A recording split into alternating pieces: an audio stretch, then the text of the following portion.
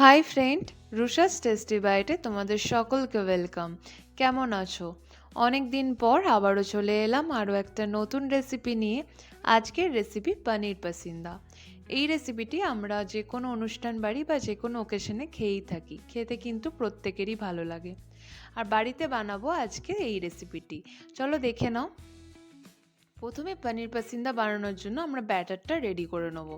তার জন্য নিয়ে নিলাম 2 কাপ ময়দা, স্বাদ অনুযায়ী নুন, আর দিয়ে দিচ্ছি সামান্য হাফ চামচ চিনি। তারপর লাগবে 1 টেবিলস্পুন বেকিং পাউডার। যদি আপনারা ডিম ব্যবহার করেন তাহলে বেকিং পাউডারটা কম দেবেন, আমি এখানে ডিম ব্যবহার করছি না। তারপর অল্প অল্প জল দিয়ে আমাদের কিন্তু ব্যাটারটা রেডি করে নিতে হবে। প্রথমেই একবারে বেশি জল দিয়ে দেবেন না, অল্প অল্প জল দিয়ে কিন্তু রেডি করে নিতে হবে। দেখুন এই রকম টাইপের রেডি করে নিতে হবে, খুব পাতলা না খুব মোটাও না।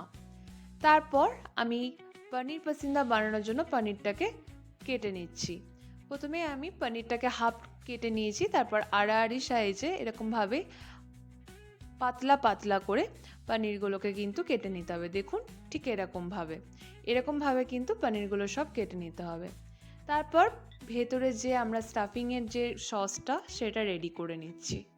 তার জন্য প্রথমে নিয়ে নিলাম 2 টেবিলস্পুন তেঁতুলের পাল্প, আর দিচ্ছি 1.5 চামচ মতো টমেটো কেচাপ।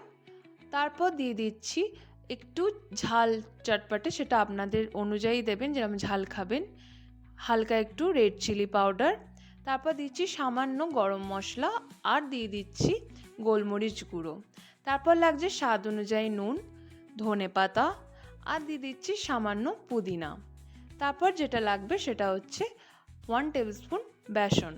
এটা একটু যাতে পাতলা টাইপের না হয়ে যায় তার জন্য আমরা কিন্তু বেসনটা রেডি করছি, বেসনটা দিয়ে একটু থিকনেস তৈরি করে নেব।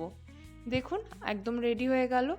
তারপর এইভাবে একটা যে কোনো কিছু, আমি এখানে ছুরির সাহায্যে ভেতরে স্টাফিংটা দিয়ে দিচ্ছি পনিরের গায়ে। দেখুন এইভাবে দিয়ে দিচ্ছি, খুব বেশি কম দেওয়ারও দরকার নেই। এরকম ভালোভাবে দিয়ে ওপর থেকে আরও একটা পনিরের পিস এইভাবে চিপকে দিচ্ছি।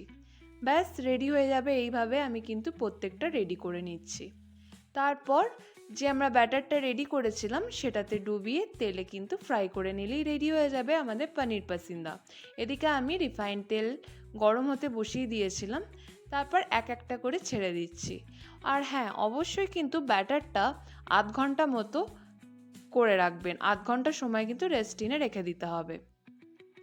একদিকটা দেখুন হালকা ব্রাউন কালার চলে এলে উল্টে দেবেন। এইভাবে কিন্তু হালকা ব্রাউনিশ কালার চলে এলে কিন্তু তুলে রাখতে হবে। এইভাবেই রেডি হয়ে যাবে আমাদের পনির পাসিন্দা। দেখলেন বানানোটা কতটা ইজি। ভালো লাগলে কিন্তু লাইক কমেন্ট শেয়ার করতে একদম ভুলবেন না। অবশ্যই আমার পেজটাকে সাবস্ক্রাইব করে নেবেন। কেমন লাগলো অবশ্যই জানাবেন।